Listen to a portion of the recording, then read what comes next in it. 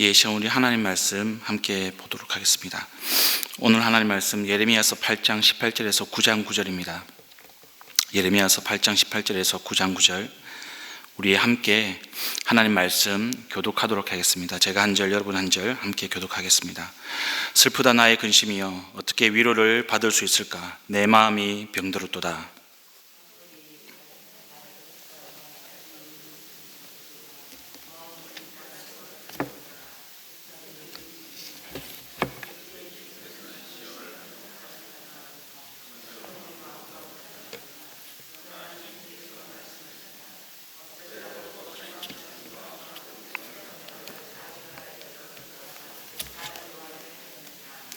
백성이 또 울부짖는다. 여름철이 다 지났는데도, 곡식을 거둘 때가 지났는데도 우리는 아직 구출되지 못하였습니다.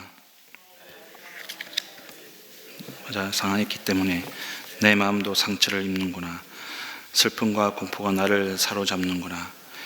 길앗에는 유황이 떨어졌느냐? 그곳에는 의사가 하나도 없느냐? 어찌하여 나의 백성, 나의 딸이 병이 낫지 않는 것일까? 살해된 나의 백성, 나의 딸을 생각하면서 내가 낮이나 밤이나 울 수 있도록 누가 나의 머리를 물로 채워주고 나의 두 눈을 눈물샘이 되게 하여 주면 좋으련만. 누군가가 저 사막에다가 내가 쉴 나그네의 휴식처를 마련하여 내가 이 백성을 버리고 백성에게서 멀리 떠나 그리로 가서 머물 수 있게 하여 주면 좋으련만.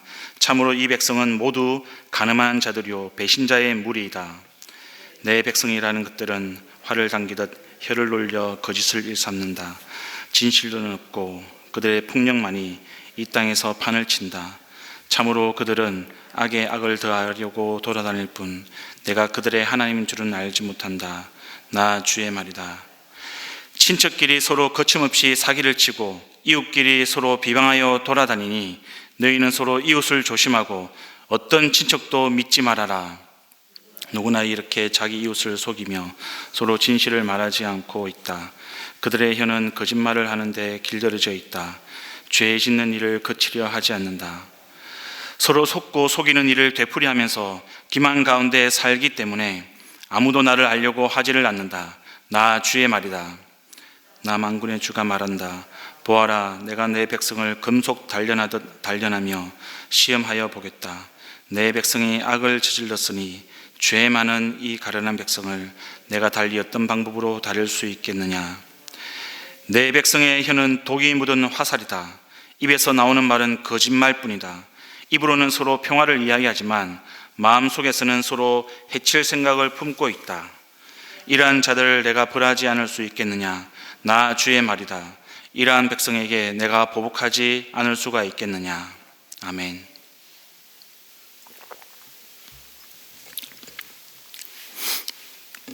성도 여러분, 오늘 본문을 통해서 우리는 먼저 교회를 건강하게 세우고 또 영적인 회복을 위해서는 하나님의 체휼이 필요하다. 이것을 꼭 기억해야 합니다. 이 체휼이라는 단어는요, 이 공감이라는 단어와 비슷합니다. 그런데 공감보다는 한 걸음 더 실제적으로 상대방의 마음에 그리고 그 상대방의 삶에 들어가는 것을 이 체휼이라고 이야기합니다. 제가 여러분께 질문을 하나 드리겠습니다. 여러분은 어느 때 이 기쁨이 사라지고 이 슬픔이 가득해지십니까? 어느 때에 여러분의 가슴에 이 멍이 들 때가 있습니까? 우리가 경제적으로 어려울 때, 하는 일이 잘 안 될 때, 그리고 우리가 하는 일이 실패할 때 그럴 수가 있습니다. 그리고 다른 또 많은 경우에 우리가 슬퍼할 수 있고 또 우리에게 기쁨이 사라질 때가 있을 것입니다.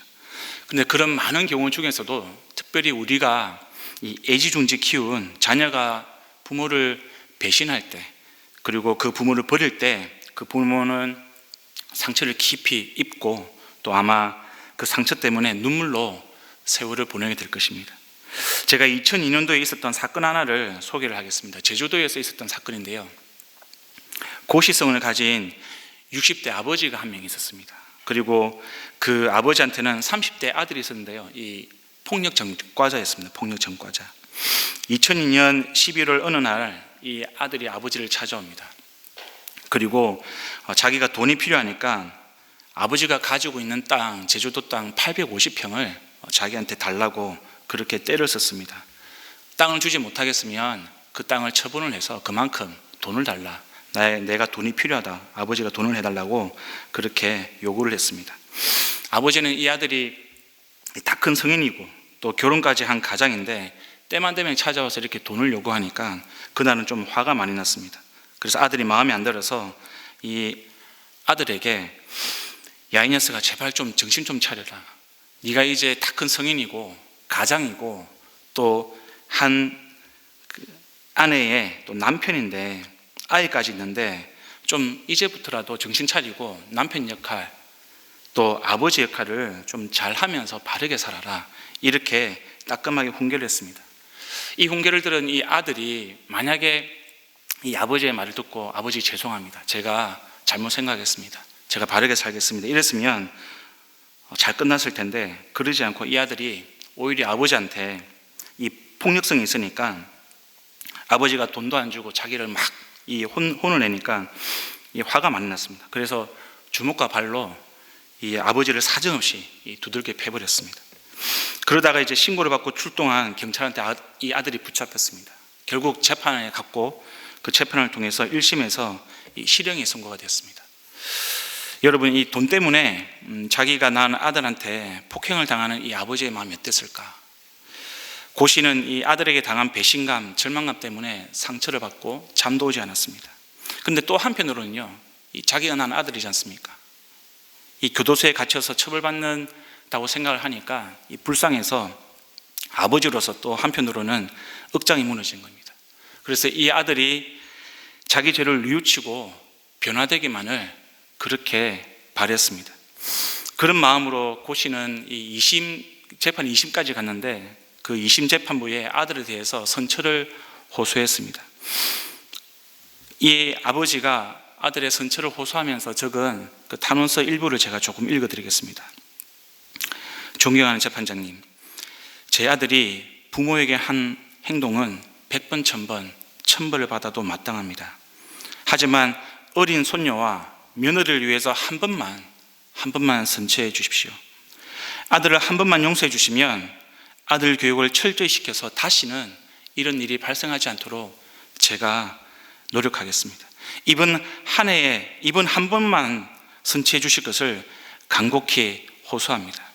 그래서 부디 우리 가정에 다시 행복이 깃들 수 있도록 도와주십시오. 이 아들을 용서해 주십시오. 고 씨의 이런 눈물 어린 호소에 재판부는 이 폐륜을 저지른 아들이 벌금만 낼 수 있도록 그렇게 선처를 했습니다. 성도 여러분, 오늘 본문에 나오는 이스라엘의 모습이 딱 이 아들의 모습과 같습니다. 그리고 예레미야의 모습은 이 아들이 잘못을 뉘우치면서 돌아오기를 바라는 눈물로 탄원서를 쓰는 아버지의 고 씨의 모습과 참 많이 닮아 있습니다. 그런데 우리가 여기서 한 가지 좀 깨달아야 할 것이 있는데요, 바로 이 예레미야의 마음, 이 이스라엘이 하나님께로 돌아오고자 하는 그것을 바라는 마음, 그 마음이 곧 우리 아버지 하나님의 마음이라는 겁니다. 이스라엘은 우상숭배의 죄를 수없이 지으면서 자기를 자녀로 삼아주신 아버지 하나님께 큰 배신감과 상처를 줬습니다. 그런 이스라엘 모습을 보면서 이 예레미야는 자기의 슬픔이 치유될 수가 없고 또 마음이 아프다고 탄식을 하고 있습니다. 하지만 안타깝게도 이 이스라엘은 예레미야를 통해서 죄를 지적하시는 이 하나님 아버지의 이 훈계를 전혀 듣지 않습니다. 반성은 고사고요, 오히려 적반하장입니다. 자기들이 하나님을 떠나놓고 오히려 하나님이 시온을 떠났다고, 그리고 하나님이 자기를 구해주지 않는다고 부르짖고 있습니다. 이렇게 회개하지 않는 이스라엘은 결국은 바벨론에게 멸망을 당하고 맙니다. 근데 여러분, 예레미야는 이런 이스라엘의 모습을 보면서요, 너희들은 하나님의 경고를 무시했으니까 너희들이 당하는 그 고난과 고통은 당연한 거다. 너희들의 모습은 정말 꼴 좋은 모습이다. 이렇게 조롱하지 않았습니다.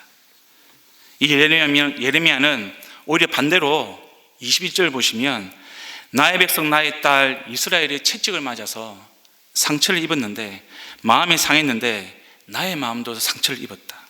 그래서 그 슬픔과 공포가 나를 사로잡고 있다. 이렇게 애통해하고 있습니다. 비록 지금 이스라엘이 자기의 죄 때문에 고통을 당하고 있지만 예레미야는 그렇게 고통당하는 이스라엘을 보면서 마음이 너무 아팠던 겁니다. 22절에는요, 지금 이스라엘을 그 당시에 유명한 치료약이 유향이었습니다. 그 유향을 써도 낫지 않는다. 많은 의사가 있어도 낫지 않는다. 그런 환자에 비유하면서 하나님 말씀을 듣지 않는 것에 대해서 예레미야는 계속해서 탄식하고 있습니다. 이것이 바로 체휼의 마음입니다.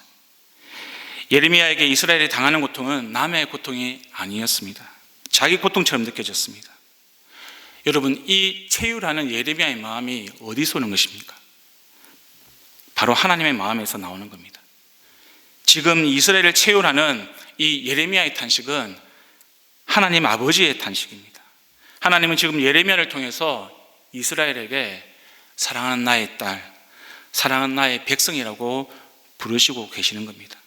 이 음성에는요, 여전히 자기 백성을 사랑하시는 하나님의 따뜻한 사랑이 묻어 있는 것입니다. 심판을 경고하지만 정작 그 심판을 경고하는 그 경고의 밑바탕에는 이스라엘이 우상숭배에서 죄에서 돌이키고 또 하나님 품으로 돌아오길 바라는 하나님의 간절한 마음이 녹아 있는 것입니다. 성도 여러분, 지금 본문에 나타나는 이스라엘과 저와 여러분의 모습이 많이 다르다고 생각하십니까? 저는 그렇게 생각하지 않습니다.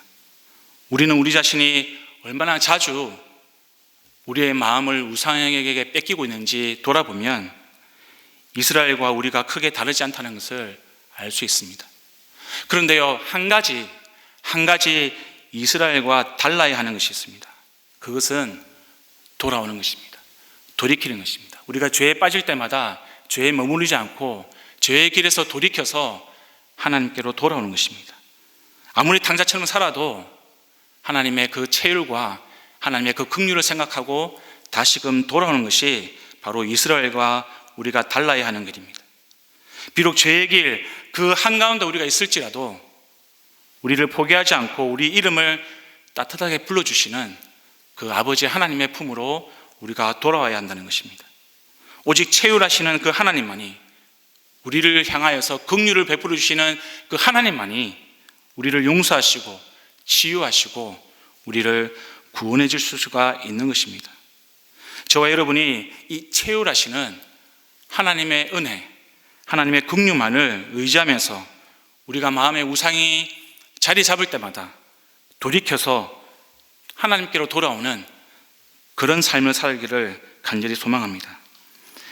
두 번째로 오늘 본문을 통해서 우리가 기억해야 할 것은요, 우리가 회개하고 영적으로 회복해야 된다는 것은 이런 하나님의 체휼을 통해서, 이런 하나님의 체휼을 경험하면서 우리 삶의 실질적인 그런 변화가 일어나야 한다는 것을 우리가 꼭 기억해야 합니다.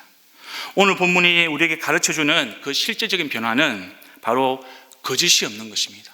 바로 진실한 삶을 살아가는 것입니다.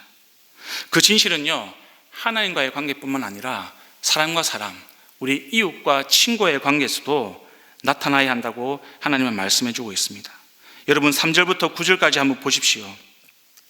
하나님께서 이스라엘을 벌하시고 보복하시는 이유는 그들이 진실하지 않았기 때문이다, 이렇게 하나님께서 말씀하십니다. 저와 여러분이 하나님과 이웃에 대해서 정말 진실한 삶을 살고 있는지 우리는 점검해야 합니다. 어떤 분이 이렇게 대답할 수도 있겠죠. 저는 하나님한테는 진실한데 사람한테는 그렇지 못할 때가 참 많습니다. 그런데 이 말이 어떤 때는 우리가 고개를 끄덕일 수 있지만, 그러나 하나님께서 보시기에는 동의가 될 수 없는 말입니다. 왜냐하면 오늘 본문을 통해서 우리가 알 수 있는 하나님은 우리가 사람들에게 진실하지 못하면 하나님께도 진실하지 못하다, 이렇게 생각하시는 분이시기 때문입니다. 하나님은 하나님께 진실한 것과 사람들에게 진실한 것, 이것을 구분하지 않습니다. 그것을 별개라고 생각하지 않으십니다. 마치 동전의 양면처럼 하나님께 진실한 것과 사람에게 진실한 것은 동일한 것으로 그렇게 하나님은 보시는 겁니다. 사실 우리 한국교회와 많은 그리스도인들이 이 부분을 놓치고 살았습니다.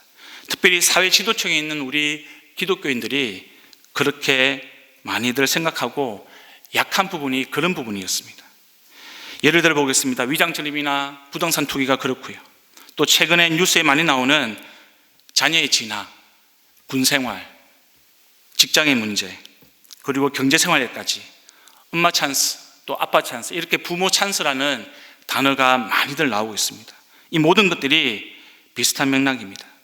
문제가 터져서 해명을 합니다. 그런 해명들을 대부분 다 들어보면 내가 부모로서 우리 자식한테 뭐라도 해주고 싶었다. 대부분 다 이렇게 이야기합니다. 예, 저도 부모입니다. 저도 그 마음을 이해를 못하는 것은 아닙니다. 근데 그 정도를 넘어서서 반칙을 쓰고 변칙을 쓰고 또 많은 사람들의 기회를 빼앗으면서까지 그렇게 하는 것을 보면 참 씁쓸하고 마음이 불편해집니다. 그럼에도 불구하고 그 사람들이 이렇게 이야기하죠. 내가 부모니까 그렇게 하는 것은 당연하지 않느냐. 문제는 이런 거짓이 낙수 효과를 일으키는 거죠. 우리 사회 전반에 악영향을 미치는 겁니다. 더 큰 문제는 뭔지 아십니까? 여러분, 우리나라 국회의원들의 40%가 기독교인들입니다. 우리나라 기독교 인구가 800만 명입니다. 그런데도 아직 우리 사회에는 거짓과 속이는 일들이 줄어들질 않습니다. 줄어들기는 그냥 더 늘어나고 사회가 점점 악해지고 있다는 것은 저도 알고 여러분도 다 알고 있는 사실입니다. 교회와 기독교인들이 우리 사회 문제를 해결하지 못하고 있습니다. 오히려 사회 풍조에, 세상 풍조에 휩쓸려 가고 있습니다. 이런 모습을 우리가 생각하면 초기 한국교회, 한국 선교의 역사가 보여주는 그 우리 너무나 적지만 진실했던, 그래서 사회를 변화시켜 갔던 우리 신앙의 선배들의 모습을 생각하면 참 부끄럽기 거지가 없습니다. 이 세상이라고 달라지겠습니까? 아닙니다. 이 세상도 마찬가지입니다. 여러분, 전 세계의 기독교 인구가 얼마인지 아십니까? 전 세계의 기독교 인구가 3분의 1입니다. 3분의 1. 78억이라고 이야기하는데요. 그 중에 3분의 1이 기독교인이라고 이야기합니다. 그런데도 불구하고 환경오염은 더 심해지고 빈부격차는 더 커지고 범죄는 늘어나고 세상은 날로 악해지고 있다고 우리는 이야기를 합니다.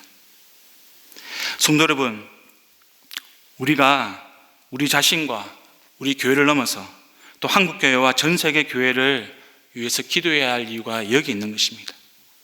교회와 그리스도인들이 정말로 말씀대로 거짓이 아니라 진실한 삶을 산다고 애쓴다면 이 세상은 변할 것이기 때문입니다. 하나님은 본문 9절에서 거짓을 행하고 속이고 진실을 행하지 않는 것을 벌하시고 보복하시겠다고 말씀하십니다.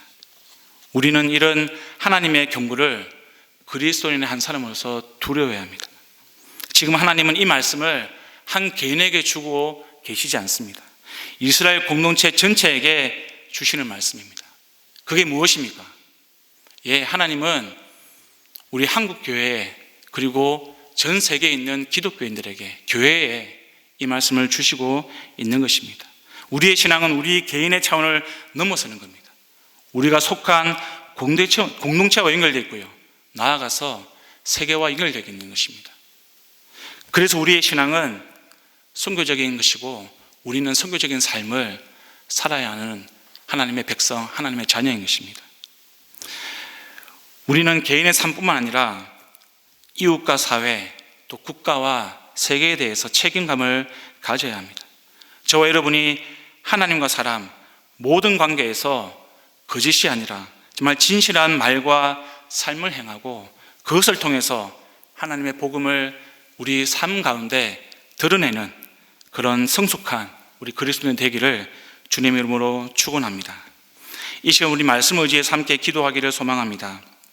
먼저 우리의 마음을 빼앗는 우상을 버리고 우리를 체휼하시는 하나님의 은혜를 의지하면서 살아갈 수 있도록 거짓을 버리고 진실한 삶으로 복음을 전하는 하나님의 자녀가 될 수 있도록 함께 기도하시겠습니다.